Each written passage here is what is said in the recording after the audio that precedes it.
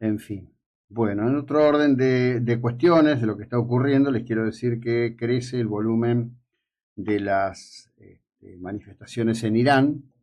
Eh, Esto es muy probable que en estos días termine decantando. No se advierte que el régimen tenga respuesta por parte de las fuerzas de seguridad o las Fuerzas Armadas de Irán.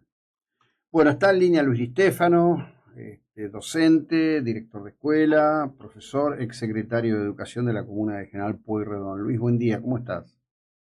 Buen día, José Luis, un saludo a la audiencia. Gracias. Bueno, Luis, fuiste secretario de Educación de la administración de Carlos Fernando Arroyo. Hoy temprano Vivian Alonso me recordaba, hizo bien porque yo soy muy malo para esas cosas, que hace 3 años falleció Carlos Fernando Arroyo. Y quería que me ayudes un poco en este tramo a citar ante nuestra audiencia. Seguramente habrá quienes tengan ya su propia lectura, seguramente habrá quienes tengan sus propias expectativas al respecto de esto, o su propio juicio ya hecho. Pero me gustaría que nos ayudes a hacer un panegírico de quién fue este profesor y director de escuela notable, que sus alumnos con orgullo en su campera de egresados decían: escuela, nunca yo me acuerdo el número de la escuela, ¿qué número era de la escuela? La media 2. La media 2, la de Arroyo, ¿no? Egresados, escuela media 2, la de Arroyo. Te escucho. Ya, yo no puedo separar del recuerdo de Fernando, justamente el acompañarlo durante muchos años como secretario en la media 2, como director y conocerlo. Uno, en el momento que yo concursé y llegué a secretario de la escuela, no lo conocía y tenía en mente todas esas cosas que se decían, esas leyendas urbanas que hablaban sobre cómo era él, sobre lo que tenía en la dirección, bueno. Y cuando uno llega a la media 2 y lo conoce, ve un director comprometido, que su prioridad número uno eran sus alumnos, y esto es real, y esto no tiene que ver con su rectitud, su forma, ¿no? Sinceramente, su prioridad eran sus alumnos, por eso lo querían. Y como director, fue un tipo que estaba 7:15 antes que todos en la escuela, y era el último en irse. Y esto no es habitual. Yo, en mi rol de director de la chacra, tomé mucho de lo que él fue como colega, como jefe, como docente y como director. Absolutamente comprometido con la educación pública, apostó a la escuela pública de calidad, se enfrentó a las presiones de las autoridades, porque así como me pasaba a mí en la chacra, en su momento la media 2 era la escuela que se le decía como la privada de las estatales y generalmente las gestiones provinciales las combatían y presionaban. Y él se paró. Yo me acuerdo una vez que lo acompañaba con una inspectora jefe con el tema, ¿te acordás que hubo en su momento muchas amenazas de bomba, que todos los días teníamos que evacuar las escuelas? Y él un día dijo, no, basta. Lo llamaron de jefatura para decirle, usted tiene que evacuar. Y Arroyo le dice, yo tengo 800 alumnos y conozco mi escuela y sé 500 de quién sale. Si ustedes me garantizan que no tienen riesgo, 800 alumnos saliendo todos los días, 7:40, sin corte de tránsito, en el medio del centro de la ciudad, tiene más riesgo eso que no saber qué pasa dentro de la escuela. Nunca más hubo amenazas, nunca más cortó todo. Era eso, era ir al límite, pero siempre priorizando lo que pensaba y, en este caso, sus alumnos. Y como intendente, él me convoca en sus 2 últimos años de gestión, cuando empieza a chequear, a verificar muchísimas irregularidades que se daban en el sistema educativo, en la educación municipal, y fue en la misma línea. Para un hombre de su edad, porque lamentablemente la intendencia le llegó tarde, él hizo muchos intentos, pero un tipo que era el primero en llegar. Yo no tenía experiencia en gestión política y te destruye, ¿no? Porque fueron 2 años, pero eran como 5, además muy moviditos, Sí. y él era el primero y el último en irse, y estaba al tanto de todo, y se veía todos los expedientes, y te llamaba o te convocaba al despacho, y estaba en conocimiento de absolutamente todo. Y cuando le tocó, en mi caso, en cuanto a la educación, las definiciones o las decisiones que tuvieron, que fueron difíciles, pero que tenían que ver con el interés general, eh, a mí me afectó en esa primera etapa, por supuesto, los agravios, las críticas, las presiones, las amenazas reales, incluso graves, cuando fuimos tomando decisiones.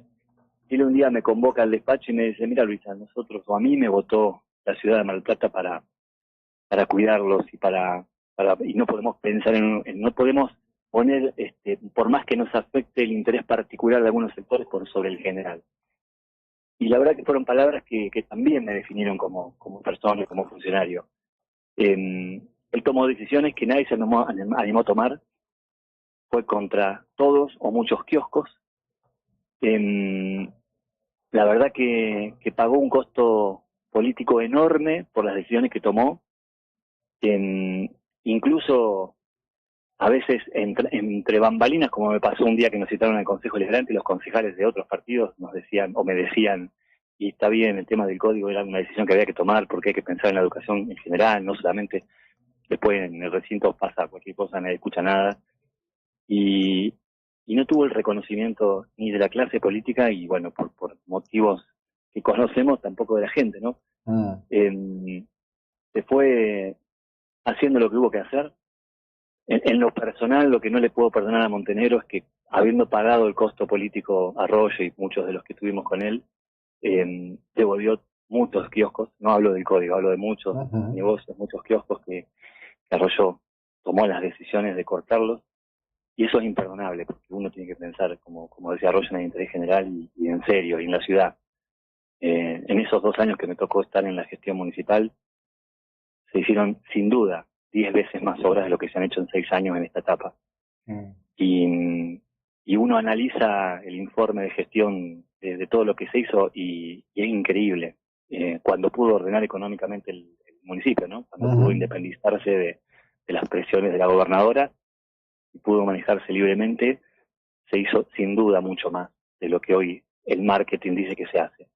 Y la verdad que uno, a 3 años de su despedida, en la que la vida me permitió acompañarlo también hasta el final, por su salud, por visitarlo, porque mi señora también estuvo en su tratamiento personalmente.